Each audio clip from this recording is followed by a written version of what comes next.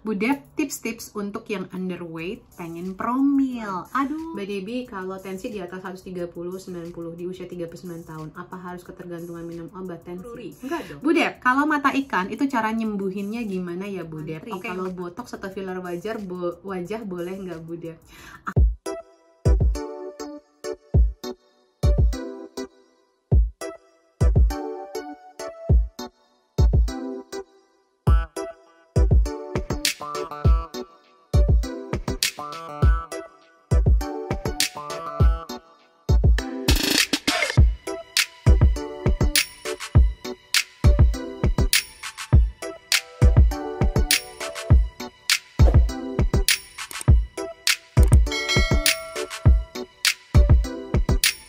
Kembali lagi bersama saya Debbie Jamari, your favorite naturopathic practitioner. Kembali lagi dalam segmen Tanya Sehat Debbie.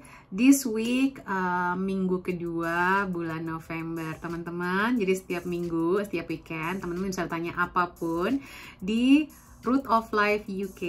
Ada Q&A session. Nanti saya jawabnya di sini. Kalau bermanfaat, teman-teman bisa share. Dan tentunya jangan lupa untuk subscribe, komen, dan like. Thank you so much. Semoga ini membawa keberkahan kesehatan secara alami ala naturopati. Kita mulai yuk. Pertanyaan-pertanyaannya ada apa aja ya hari ini? Pertama dari Ibu Nurindah Saryani.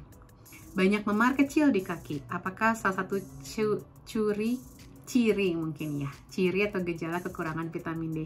Betul sekali. Jadi teman-teman, banyak memar di kaki ini adalah kemungkinan besar ciri-ciri dari kekurangan vitamin D. Segera dikejar ya, segera dites vitamin D levelnya, karena kekurangan vitamin D level ini bisa mempengaruhi banyak sekali masalah kesehatan. Bisa autoimun, kanker, mental health, sakit sendi, gampang kena batuk pilek, gampang kena infeksi, macam-macam deh. Mendingan kejar vitamin D levelnya. Suplemennya nggak mahal, apalagi di Indonesia matahari itu gratis ya teman-teman ya. Segera dicek. Berikutnya dari Ibu Linda Mariana A _ Budep, tips-tips untuk yang underweight pengen promil. Aduh, tadi kenapa nggak ikutan kelas kita, kelas naikin berat badan atau nurunin berat badan. Jadi ada beberapa hal nih teman-teman, apalagi kalau berhubungan dengan promil. Yang pertama, kalau udah underweight, saya akan cek iron sama ferritinnya dulu. Karena kekurangan zat besi dan kekurangan. Jadi zat besi itu yang dalam darah, ferritin itu adalah cadangan zat besinya. Ini penting banget buat yang promil, karena ini adalah zat yang paling penting untuk perkembangan bayi kita, perkembangan kognitifnya, perkembangan tubuhnya juga. Jadi ini dicek dulu ya, kalau kekurangan ini kemungkinan besar bisa underweight. Dan ini mempengaruhi kesuksesan promilnya juga. Berikutnya, cek vitamin D levelnya. Vitamin D level ini banyak deh manfaat. Tadi kan pertanyaan pertama udah saya jawab tuh ya, banyak sekali manfaatnya dan bisa cek di video saya tentang vitamin D. Gimana cara ngejarnya kalau udah dicek ya. Nah, kalau misalnya kedua ini normal, udah dikejar tapi masih underweight, teman-teman juga bisa cek thyroid levelnya. Thyroid ini bisa jadi orang-orang yang suka underweight itu ada kemungkinan gangguan hipertiroid. Jadi kalau misalnya memang ada hipertiroid, dikejar ya, nanti diperbaiki dengan cara naturopati, nggak usah pakai obat-obatan. Berarti satu sih yang paling gampang adalah menghindari makan makanan di luar, karena kalau makan di luar itu biasanya pakai garam laut, pakai garam meja, bukan garam laut. Nah, garam meja itu kalau di Indonesia masih tinggi kandungan yodiumnya, memang ditambahkan, difortifikasi yodiumnya, jadi kebanyakan. Dan kebanyakan kalau makan di luar garamnya banyak, terlalu banyak. Dan juga makanan-makanan yang dikemasan itu banyak sekali garamnya, garam meja ya teman-teman, yang mengandung yodium. Jadi orang-orang yang hipertiroid itu biasanya kebanyakan yodium. Dan cara juga kita untuk mencegah yodium diserap terlalu banyak atau berlebihan dalam tubuh itu adalah dengan mengkonsumsi sayuran cruciferous vegetables atau sayuran sawi-sawian dalam jumlah banyak ya, 400 gram sehari kalau bisa ya, itu berat mentah ya, itu dalam bentuk mentah. Nah, itu bisa menghambat penyerapannya. Jadi kalau misalnya makan di luar, ada yang bagusnya juga ditemenin sama sayuran sawi-sawian yang mentah, kayak kale mentah gitu ya, arugula, sawi, sawi putih, kol mentah itu kan gampang banget ya, jadi krauk sama kol mentah itu bisa menghalangi penyerapan yodium yang berlebihan. Oke, zinc juga penting banget tuh dicek, apalagi kalau promil, karena zinc itu pengaruh buat laki-laki dan perempuan, bukan cuma perempuan aja ya, laki-laki juga, karena kualitas sperma itu bergantung dari level zinc yang optimal juga. Jadi zinc juga bagus sekali buat mengukur, mengindikator kita itu mampu menyerap lemak dengan optimal apa enggak ya. Karena kalau lagi promil kita butuh lemak sehat, ya nggak sih? Berikutnya dari Azahra Nadia. Rekomendasi asupan kalsium Budep. Nah, maksudnya asupan sumber makanannya ya? Bener nggak sih nih? Sumber makanannya itu banyak loh, kecipir tinggi kalsium. Sayuran hijau itu tinggi kalsium sebenarnya. Lebih jauh tingkat penyerapannya dibandingkan susu. Ilmu kan? Jadi kecipir tinggi, banyakin ya makan kecipir, sayuran hijau itu tinggi sekali kandungan kalsiumnya. Tetapi gini ya teman-teman, kalsium itu sebenarnya diserap lebih mudah oleh tubuh kita kalau kita vitamin D levelnya optimal. Jadi dicek vitamin D levelnya, karena aku ngeliat juga Mbak Azahra ini berjilbab. Yang nggak berjilbab aja banyak yang kekurangan vitamin D, apalagi yang berjilbab. Segera dicek ya kadar vitamin D-nya. Jadi kalau vitamin D-nya udah optimal, kalsium pun kita nggak akan kekurangan. Jadi kuncinya malah di vitamin D, bukan di kalsiumnya. Berikutnya dari Ibu Titin _HTG, Budep, rambut anak usia 6 tahun rontok, solusinya Bu? Waduh, kok bisa anak 6 tahun udah rontok rambutnya? Bu, segera dicek vitamin D levelnya ya. Harus segera, wajib dan segera dikejar. Zinc levelnya juga dicek Bu. Ini dua hal yang penting banget, bukan hanya soal rambut rontok, tetapi ada kemungkinan itu juga berhubungan dengan imun sistem tubuh anaknya. Vitamin D bisa berhubungan dengan autoimun kalau kekurangan ya. Dan kalau rambut rontok kan ada juga yang namanya autoimun alopecia areata ya, dan banyak kena anak-anak sebenarnya. Jadi segera cek untuk menghindari, segera dikejar. Jadi biar nggak sampai diagnosa dokter terjadi, biar nggak sampai kena autoimunnya. Kejar, dan saya menyarankan lihat protokol sih teman-teman. Itu bisa dicek di webinar kita ya, protokolnya. Berikutnya dari Ibu Rare Roruri. Rare Roruri. Budep, kalau mata ikan itu cara nyembuhinnya gimana ya Budep? Oke, yang pertama adalah coba dicek alat sepatunya. Jadi sepatu ini harus yang nyaman dan tidak membuat iritasi kulit kita. Saya ingat banget, saya pernah punya pengalaman. Saya pribadi ya, pengalaman pribadi. Saya pernah jadi cabin crew atau pramugari selama 6 bulan waktu itu. Sebelum saya punya anak, kepengen jadi pramugari aja. Terus ngedaftar diterima. Pengen aja ngetik boxes aja nanti biar kalau udah tua nggak kayak apa, oh pengen nyoba ini, nyobain dulu, coba semuanya. Jadi saya pernah, dan itu kan kita harus pakai sepatu pun seragam ya, sepatunya pun harus beli di ada kayak kayak toko staffnya gitu ya. Sebenarnya sih bisa aja beli di luar, tapi itu kan tingginya harus sesuai dengan peraturan, warnanya juga. Dan waktu itu saya terbang buat British Midland Airways, jadi warnanya tuh biru tua navy gitu. Jarang banget nyari sepatu yang, apalagi buat yang di kabin ya. Kalau buat di luar mungkin banyak yang haknya lebih tinggi. Kalau buat di kabin itu harus ada hak, nggak boleh tap, nggak boleh rata banget, tetapi warnanya harus itu. Nggak gampang pokoknya isinya mencari itu. Dan itu nggak nyaman karena sepatu staff itu ya agak murah kali ya, nggak nyaman. Dan kalau jadi cabin crew itu kan harus ada turunan nanjak gitu. Kalau pas lagi descending kita bawa troli itu, jadi descending turun, atau nggak pas nanjak, pas lagi naik pesawatnya gitu tuh kan sebenarnya kita kayak ngedorong kayak lagi manjat gitu. Jadi ada gesekan, nggak nyaman. Itu saya pernah kena mata ikan. Jadi ganti sepatunya. Sekarang udah nggak punya masalah mata ikan lagi. Ganti sepatunya itu yang pertama. Usahakan pakai kaos kaki atau pakai kayak stocking ya, untuk menjaga agar kulit kita nggak teriritasi. Berikutnya untuk menghilangkannya sendiri, rajin rendam Epsom salt bath. Epsom salt sekarang ada di Indonesia, mudah dapatnya dan murah di Indonesia sekarang. Dulu saya nenteng-nenteng dari UK untuk bawain buat klien saya. Rendam aja kakinya, itu juga bagus buat ngelancarin peredaran darah, buat bikin relax, tidur lebih nyenyak, mengeluarkan racun. Jadi manfaatnya banyak sekali ya Epsom salt bath ya. Nah buat mata ikan specifically itu bisa melembutkan kulit yang sudah mengeras itu. Nah nanti bisa teman-teman istilahnya diparut ya. Jadi dihaluskan kulitnya dengan batu apung, atau teman-teman juga bisa pakai kayak ada tuh yang buat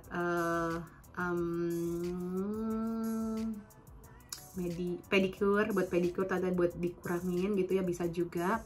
Nah nanti di atasnya tuh bisa ditambahkan lemon, tambahkan ACV ya, itu untuk biar nggak ada bakteri yang bisa berkembang biak, karena kan kulitnya dikebuka ya, jadi biar nggak ada bakteri. Boleh tambahkan juga apple cider vinegar atau cuka apelnya tambahkan dengan baking soda ya, untuk membantu menambah biar dia lebih lembut kulitnya, terus tidak ada infeksi di sana, tidak ada kemungkinan jamur-jamur atau parasit yang bisa berkembang biak, bisa ditambahkan di sana. Menambahkan castor oil juga bagus sekali untuk melembutkan kulitnya. Oke, semoga membantu. Berikutnya dari Kartika Ayu Sumantri, kalau botox atau filler wajah boleh nggak Bunda? Aku sih nggak menyarankan. Kenapa nggak kita bantu dari makanan-makanan kita sehari-hari aja? Vitamin C itu memicu produksi kolagen. Terus lemak sehat itu bagus sekali buat kulit kita. Sayur-sayuran untuk membantu detoksifikasi ya teman-teman.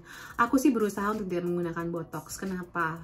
Pertama, nanti kalau gini loh, aging itu adalah sesuatu yang tidak bisa kita hindari.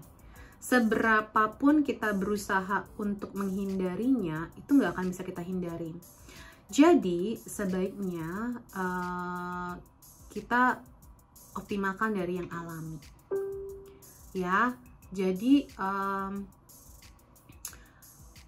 nanti kalau udah, jadi kita ketergantungan nanti, terus feeling terus botox terus, apa kita akan melakukan gitu nanti kalau malah nggak diisi, jadi aneh nanti jadinya ya, karena kulitnya udah ke stretch, ntar kurang. Kalau buat saya sih saya nggak menyarankan itu sih kalau saya ya, karena aging is something that is natural dan harus di embrace.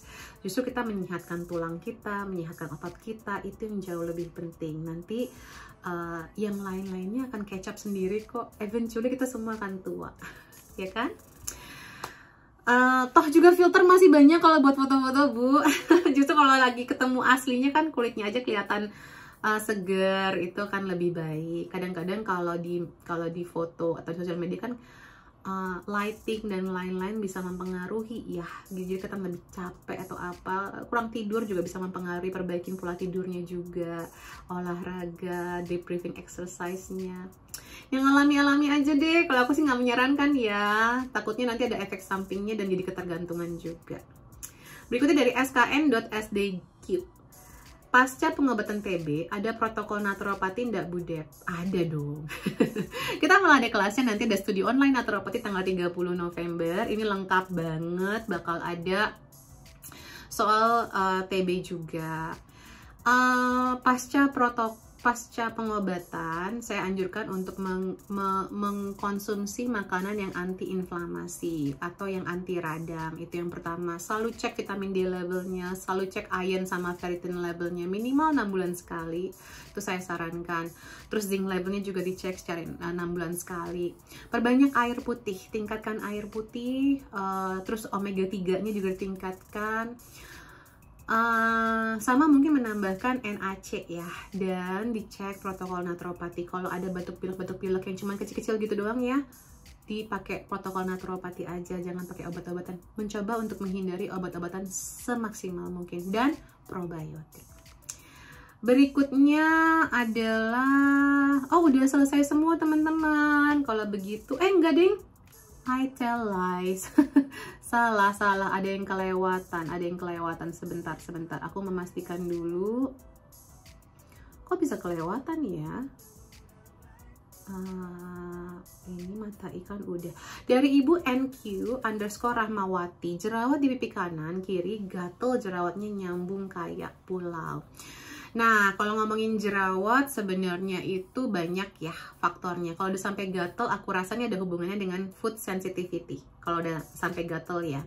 Jadi dicek food sensitivity-nya ada di Leader Indonesia. Nah, bulan ini bakal lagi ada diskon nih teman-teman. Jadi segera deh cek Leader Indonesia biar teman-teman bisa mendapatkan harga khususnya ya.